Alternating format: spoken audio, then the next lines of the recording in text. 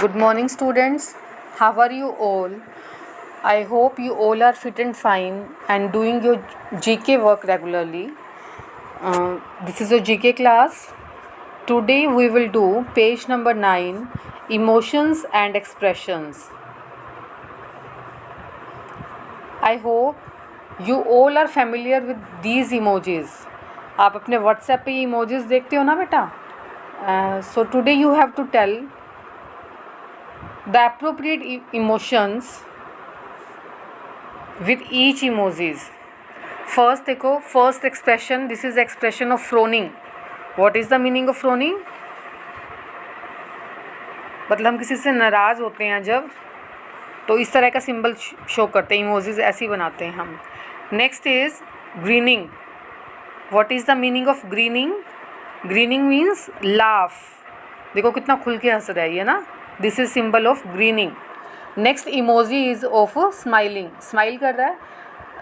Can you tell me the difference between smile and grin? Smile just आप थोड़े से अपने लिप्स को वाइट कर देते हो, एंड ग्रीनिंग में क्या कर रहे हो बेटा, पूरे अपने टीथ दिखा करके अच्छे से स्माइल कर रहा है ना. Grinning means laugh. And third emoji is smiling. Fourth emoji he is thinking anything. So this is emoji of thinking. Next is fifth emoji disappointment.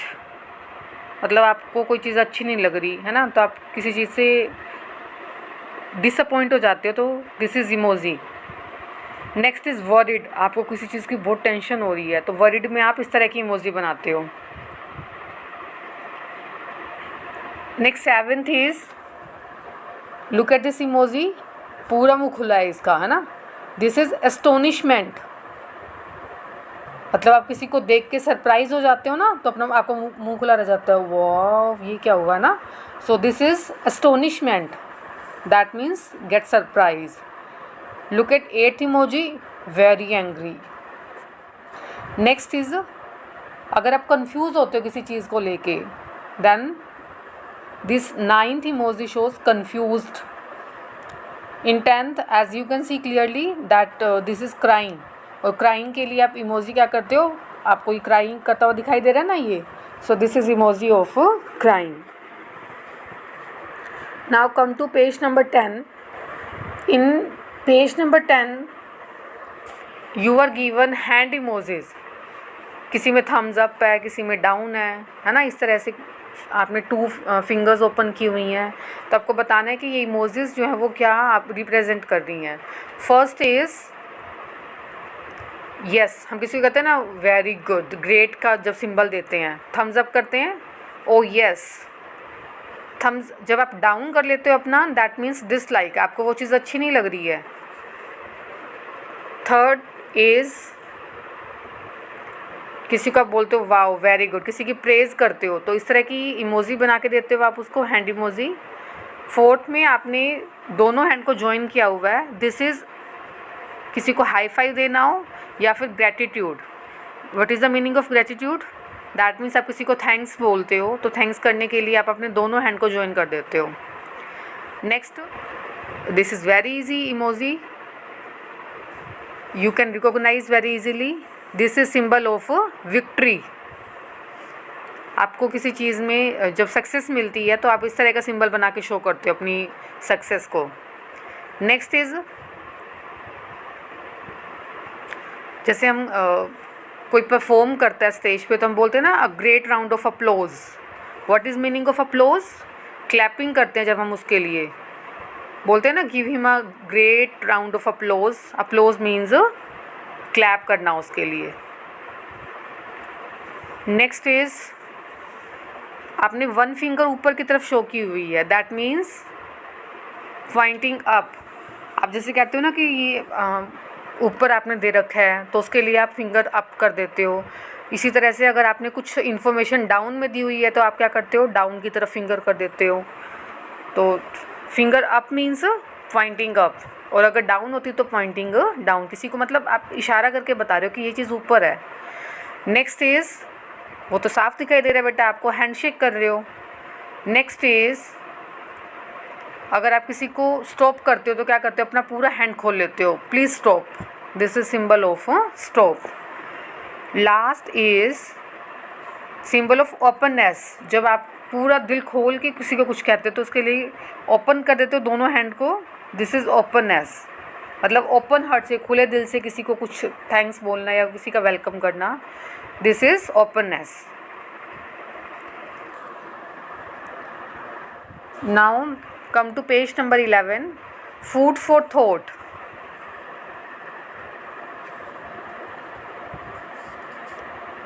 Food for thought means मतलब food item का name बता करके कुछ line को express कर रहे हो. You can't have your and eat to.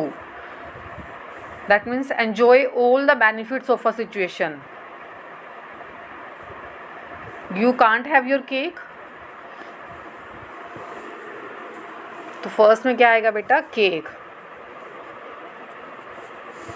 मतलब सिचुएशंस को एन्जॉय करना, तो उसके लिए हम क्या वर्ड यूज़ करते हैं, you can't have your cake and eat it too. He is a sugar coated pill. That means a deceptive person. Deceptive means false impression, मतलब जो अपने आप को प्रूव करता है that I am very good, but actual में वो person सही नहीं है, आपको धोखा दे रहा है वो person. That means deceptive person. Deceptive person is a sugar coated pill. Sugar coated pill means लगता है कि जिसको हम बोलते हैं ना मीठी गोली है ये, तो बोलते हो ना आप लोग, दैट मीन्स शुगर कोटेड पिल.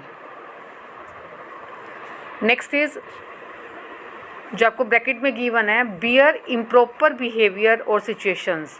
किसी के इम्प्रॉपर बिहेवियर को बियर करना, that means we must take our problem with a grain of salt.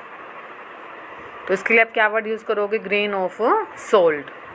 I paid just peanuts for the second hand computer.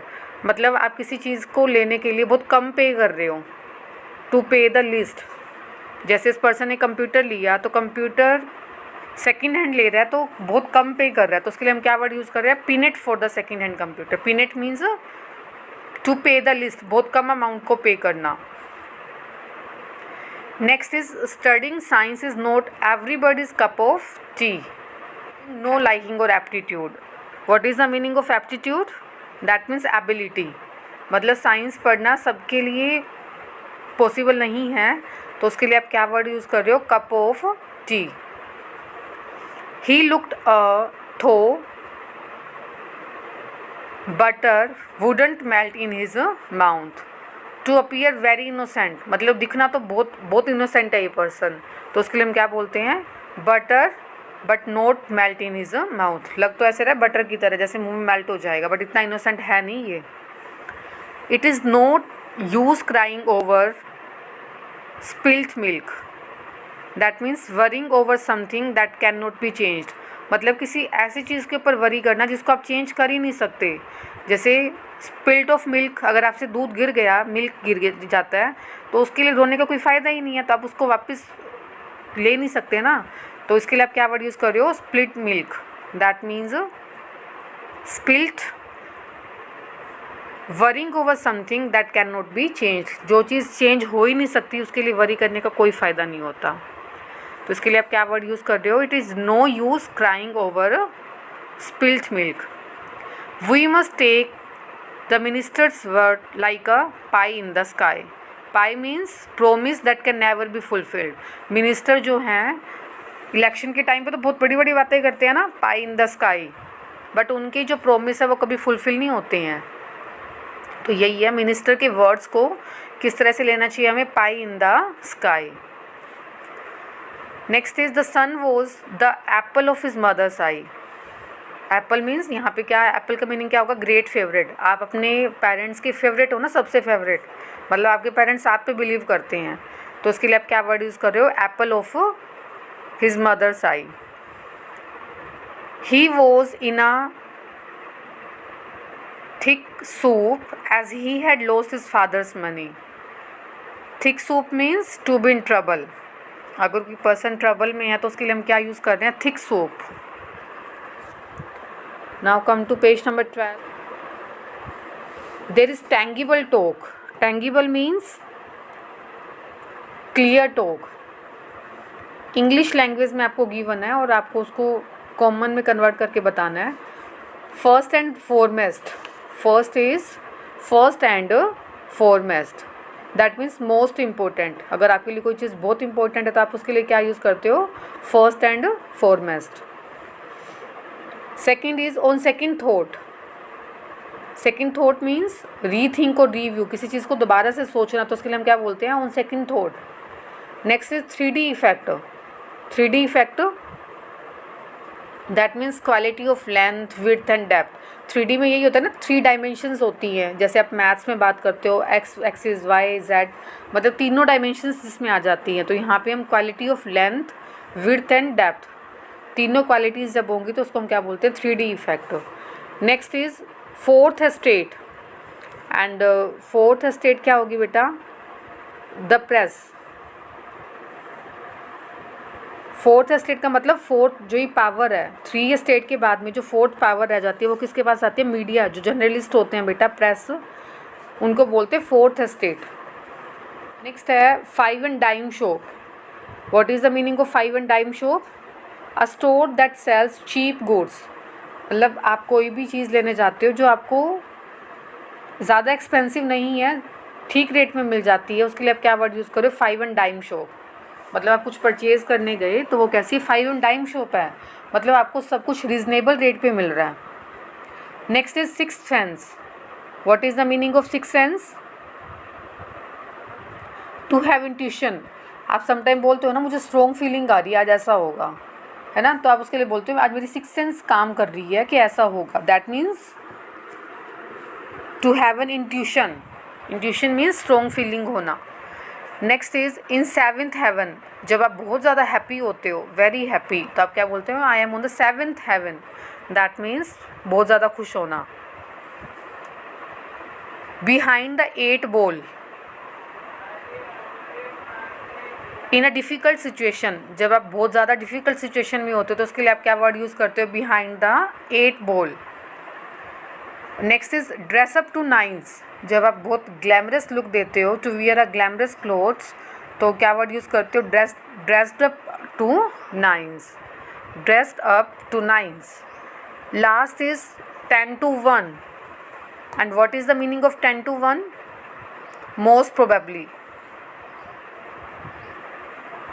10 to 1 means मतलब आपको लगता है कि पॉसिबल है ये, that means 10 to 1। So today your work is beta, do page number 9, 10, 11 and 12 and learn these pages beta. Okay, and have a nice day.